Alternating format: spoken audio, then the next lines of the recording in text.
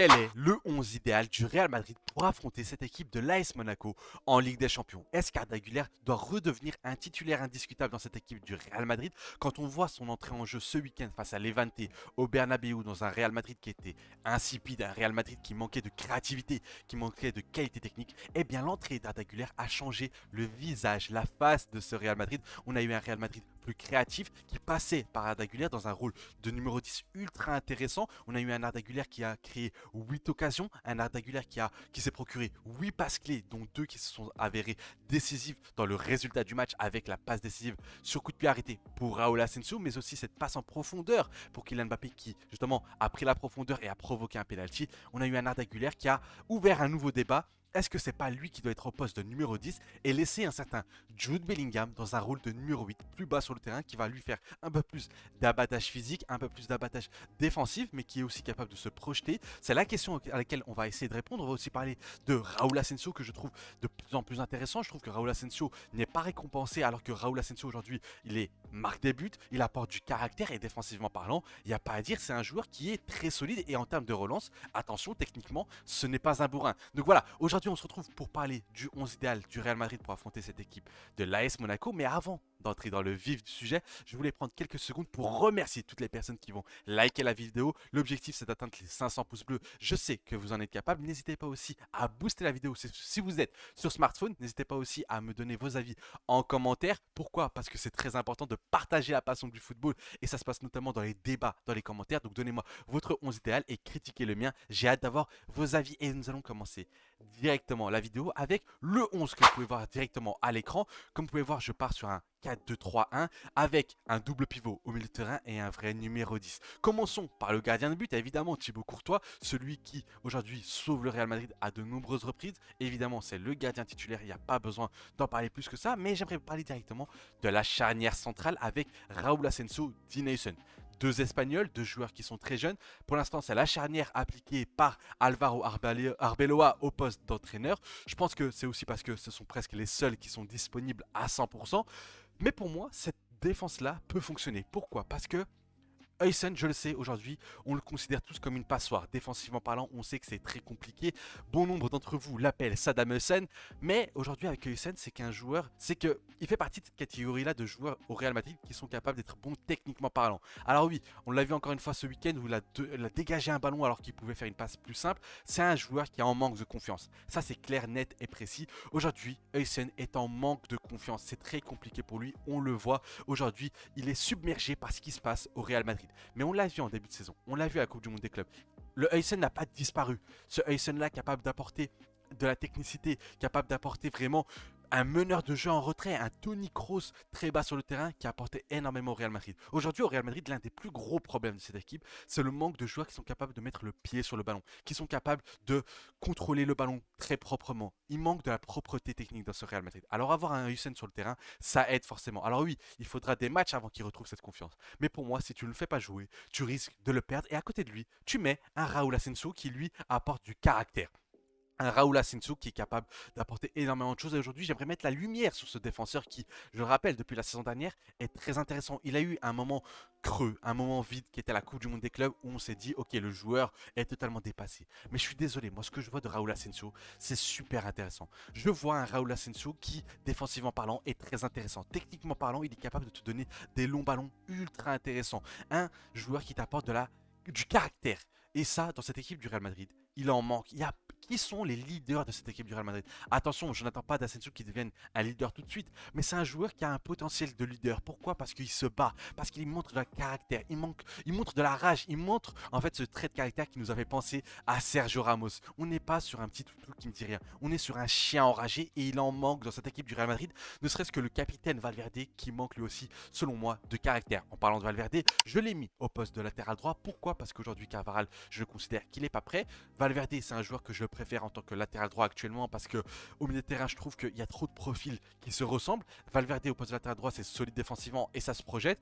Mais attention, si Trent Alexander-Arnold revient, je le mets directement en tant que titulaire. Pourquoi? Parce que comme je l'ai dit, dans ce problème, dans ce défaut de ne pas avoir assez de joueurs techniques, eh bien forcément, dès que tu as un Trent Alexander-Arnold qui, c'est vrai, défensivement, il va se faire prendre à de nombreuses reprises, mais qui offensivement, avec le ballon, il est capable de faire énormément de choses. À gauche, je mets un Carreras qui, lui, pour le coup, fait une saison très intéressante. Je sais qu'il y a beaucoup de gens qui aiment lui tomber dessus, mais pour l'instant, dans ce Real Madrid qui subit énormément défensivement, je trouve que Carreras fait énormément de bien.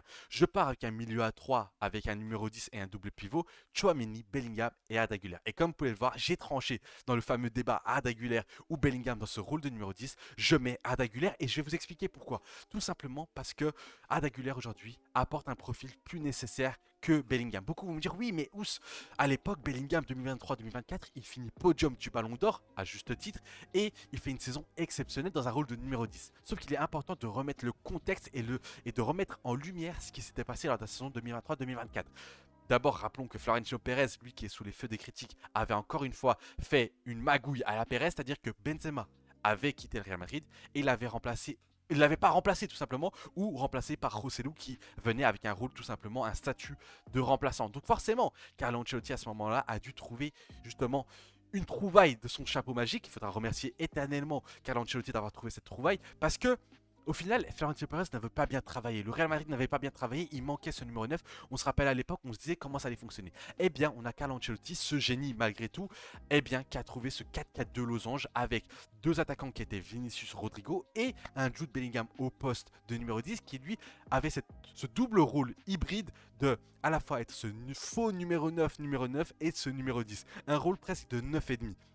Ce qui lui a permis de réaliser la saison exceptionnelle où il a marqué énormément de buts, où grâce à son sens du but, il a pu marquer vraiment pas mal de buts. Il a pu compenser justement le nombre de buts qui manquait par le départ de Karim Benzema. Sauf qu'aujourd'hui au Real Madrid, on a un Kylian Mbappé qui est arrivé, qui marque 40 à 50 buts. Alors oui, certains vont me dire oui, mais la valeur des buts de Kylian Mbappé, il faut la revoir justement parce que Kylian Mbappé il marque beaucoup de buts, mais on gagne rien. Oui, mais il marque ses buts, il marque énormément de buts Kylian Mbappé. On n'a plus besoin d'avoir un Jude Bellingham dans ce rôle de numéro 10 qui va marquer des buts. De plus, le système a changé. Aujourd'hui, on joue avec trois attaquants. Un ailier gauche, un ailier droit et un numéro 9. Donc aujourd'hui, avoir un Jude Bellingham dans ce rôle de numéro 10 qui déséquilibre le Real Madrid, qui va être dans un rôle de percuteur parce que attention, il y a numéro 10 et numéro 10. Le poste de numéro 10 derrière l'attaquant, on peut l'utiliser de deux manières différentes. On a soit Arda Güler qui lui va être plus dans le côté technique, qui va accompagner les attaquants plus par la passe, qui va les faire briller, et un Jude Bellingham qui lui est un numéro 10 percuteur, qui va plonger dans la surface, qui va apporter du surnombre en attaque, mais qui va surtout apporter un sous-nombre au milieu de terrain et défensivement parlant. C'est pour ça qu'aujourd'hui, je prône Arda Güler qui lui a une meilleure qualité de passe, a une meilleure vista, une plus grosse qualité technique, qui va pouvoir mettre le pied sur le ballon, qui va pouvoir voir ses coéquipiers et pouvoir les servir en ballon, plutôt qu'un Jude Bellingham qui lui va plutôt avec le ballon percuter et du coup créer ce déséquilibre. Et pourquoi je mets Jude Bellingham dans un double pivot? Parce que c'est un rôle qu'il connaît. Quand il était en Bundesliga du côté de Dortmund, il a été nominé, il a été finalement sacré meilleur joueur de Bundesliga devant des Musiala, devant des grands joueurs du Bayern, en étant dans un double pivot, en étant un numéro 8, en étant un box-to-box, en étant ce joueur qui est capable d'apporter défensivement comme offensivement. C'est pour ça que j'ai envie de voir Bellingham dans ce poste-là. À la base, c'est pour ça que le Real Madrid le recrute. Il le recrute parce qu'il est considéré comme potentiellement le meilleur 8 de la planète. Et c'est ce Jude Bellingham que je veux voir. Je mets à ses côtés un Tchouaméni parce que je trouve que défensivement, il apporte énormément. Sauf qu'à un moment donné, j'ai même hésité avec Dani Ceballos. Pourquoi? Parce que je vous ai dit, cette équipe du Real Madrid manque de qualité technique. Et un Ceballos, même si parfois il a tendance à ralentir le jeu, on le sait parfois, il fait beaucoup de touches de balle qui ne mènent à rien. Mais il a cette qualité technique qui fait qu'il est capable d'aérer le jeu que Tchouaméni n'est pas capable de faire. Aujourd'hui, Tchouaméni, j'ai presque envie de le mettre en tant que défenseur central.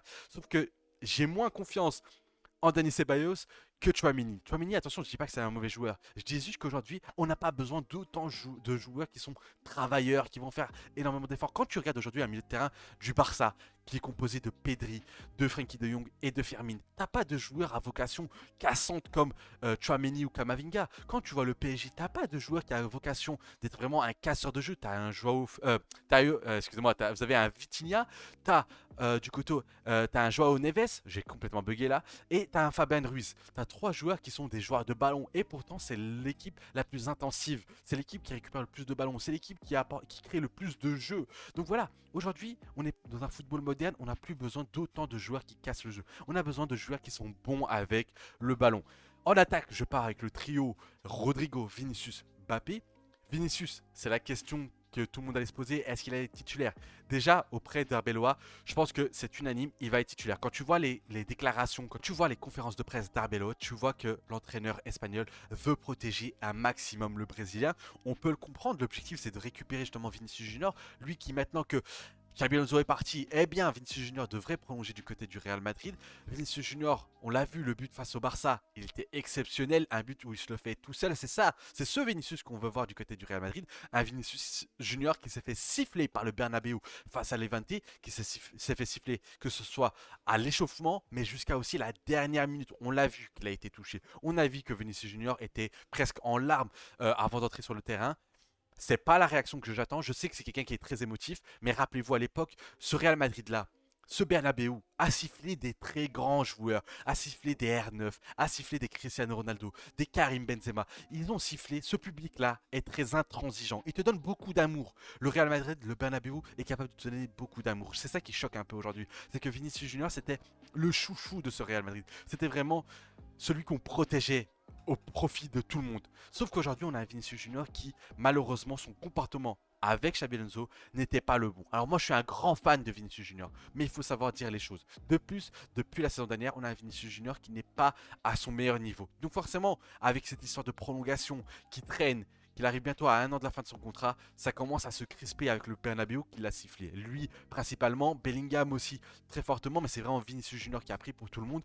Apparemment, il est celui qui a fait cette mutinerie face à Xabi Alonso, et ça, pour le coup, le Bernabeu ne le pardonne pas, c'est très compliqué, mais tous les joueurs du Real Madrid ont été sifflés. Rodrigo devrait être de retour et je le mets au poste d'ailier droit. On l'a vu en cette fin d'année 2025, il a été ultra intéressant, mais même en début 2026, c'est un joueur qui retrouve des couleurs et je préfère le mettre lui plutôt qu'un Mastantuono où voilà, son entrée face à Levante a été intéressante parce qu'il a apporté de la largeur, il a apporté aussi du 1v1, mais aujourd'hui c'est trop brouillon du côté de l'Argentin. Et au poste de numéro 9, je mets un Kylian Mbappé qui lui pour le coup, face à Levante quand ce Real Madrid était insipide, on a eu un Mbappé que j'aime bien, qui s'est beaucoup déplacé, qui ok a décroché mais qui a été intéressant, qui a été capable de vouloir faire la différence très rapidement. Donc c'est pour ça que je pars avec un Kylian Mbappé titulaire au poste de numéro 9. Voici donc mon 11 pour affronter cette équipe de l'AS Monaco. Comme vous pouvez le voir, je pars avec un 11 où je mets Arda Güler au poste de numéro 10. Ça y est, je ne mets plus Kamavinga et Tchouaméni. Pourtant, vous savez que j'aime beaucoup Kamavinga. Je considère que c'est un joueur qui a le potentiel d'être un très grand numéro 8. Mais on l'a vu encore une fois face à Levante, les pertes de balles à répétition, cette incapacité à faire avancer le jeu, les relances sont catastrophiques. Alors pour moi, je décide de mettre un peu plus de créativité en mettant déjà Rodrigo, en mettant Arda Güler, en mettant un Heusen, un Carreras. Tu as des joueurs qui sont capables de mettre le pied sur le ballon et c'est ça qu'a besoin aujourd'hui le Real Madrid. Aujourd'hui, on ne sait toujours pas ce que veut faire Arbeloa avec cette équipe du Real Madrid.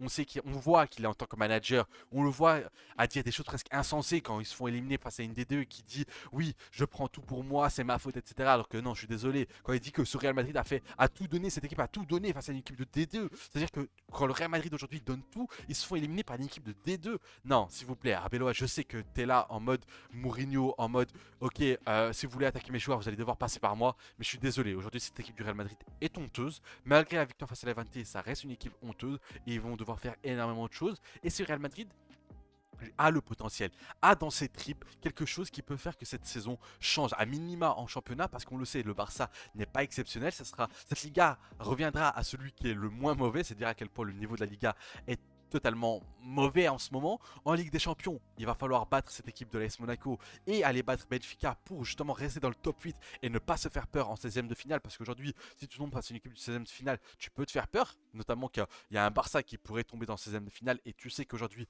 la kryptonite de ce Real Madrid, c'est tout simplement le Barça. Maintenant, on arrive à la fin de cette vidéo. N'hésitez pas, les amis, à me donner vos avis en commentaire. Vous le savez, c'est super important de me dire ce que vous pensez justement de la rencontre, justement du match qui va arriver, du 11. Quel est pour vous le 11 idéal du Real Madrid? Est-ce que pour vous, Arda Güler doit être au poste de numéro 10 et Bellingham plus bas sur le terrain? Est-ce que Hussein et Raúl Asensio, ça peut fonctionner? Vinicius Junior, qu'est-ce que vous en pensez? N'hésitez pas à liker la vidéo si elle vous a plu. Ça aide énormément en cette période où ce Real Madrid est complètement catastrophique, les gars. Si vous pouvez soutenir la vidéo, ça ferait extrêmement plaisir.